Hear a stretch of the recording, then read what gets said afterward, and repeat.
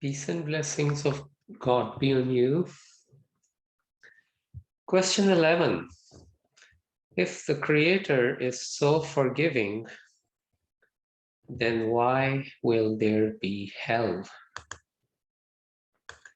Now, the concept of heaven and hell is present in all the major religions of the world. Heaven is understood as a place of everlasting joy, while hell is understood as a place of extreme misery.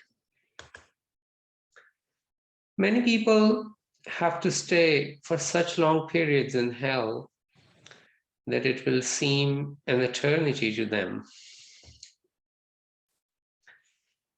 I will first explain the concept of heaven and hell, which I'm going to defend, since there are some differences among various religions about the details of heaven and hell. Just as our material bodies come to an end after death, so do our material activities.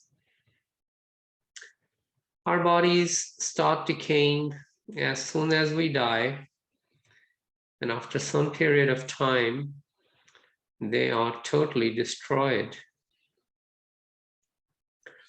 Similarly, all our worldly pursuits of pleasure come to an end after we die.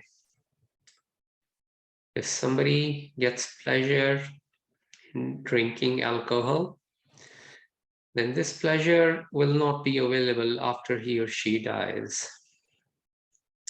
The same is true for all other material pleasures.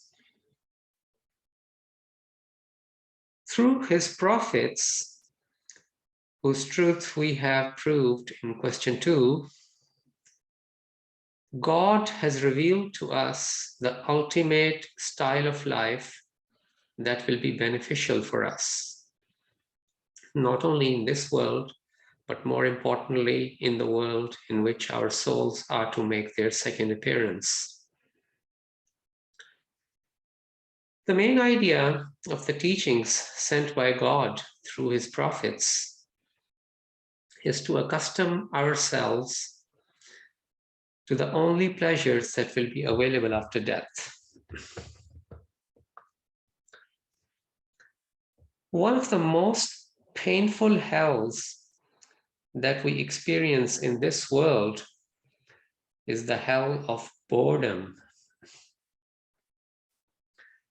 Suppose a person suddenly finds himself or herself in a world where all that they love and like and enjoy is absent. Wouldn't that be a hell for that person? There may be pleasures in that new world which are even sweeter than what that person is accustomed to. But if that person cannot adapt himself or herself to those pleasures, then that new world will appear like hell. This idea can be illustrated further by the following example. Suppose there's a man who is healthy in every way and who enjoys all kinds of foods. Suppose he's very hungry and thirsty, and in his extreme hunger, he is given a bunch of very sweet grapes. These grapes will quench his thirst and his hunger in a very satisfactory way.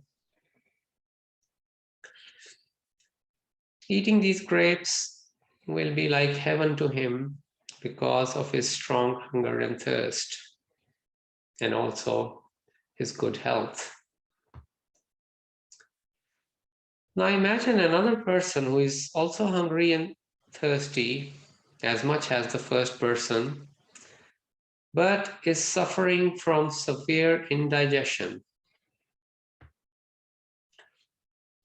To the second person, that bunch of grapes will be like hell, and he may even throw it away if you offer it to him. Why is the same food heaven for one and hell for another? The answer is that the bunch of grapes in itself is just pleasure. There's nothing wrong with it. The fault lies with the digestive system of the second man. His body is not in a condition to enjoy that pleasure. The same goes for spiritual pleasures in this and the next world.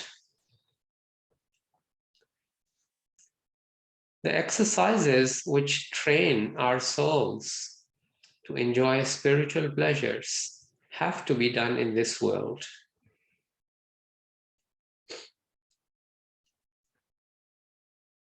Spiritual pleasures will be the only pleasures available after death. And so, if someone has not trained himself or herself for these pleasures, then when that person goes to the next world, it will seem like hell. God has only created heaven. Hell is merely the absence of heaven. Just as he has only created light, darkness is merely the absence of light. People who will go to heaven right after their death have to offer a lot of sacrifices in this world, so much so that to ordinary people, their lives may appear like hell. But actually, they enjoy this disciplined lifestyle. They're wise enough to prepare themselves for eternal pleasures at the cost of giving up some useless or even harmful worldly pursuits, harmful not only for the afterlife, but also for this life. They adopt this beautiful spiritual lifestyle of their own volition, just as a good student who likes to gain knowledge enjoys the period of intense study which precedes his ultimate success in his final examination. Similarly, people who are spiritually good, they enjoy the beautiful, disciplined spiritual lifestyle before ultimately getting the heaven. It's not a chore for them, just as study is not a chore for a good student who likes to gain knowledge. On the other hand, those who ignore preparation for the afterlife despite repeated warnings from the prophets are effectively saying that they are not going to take up the spiritual exercises in this world of their own accord. Hence, they will be forced to go through those essential exercises in the afterlife.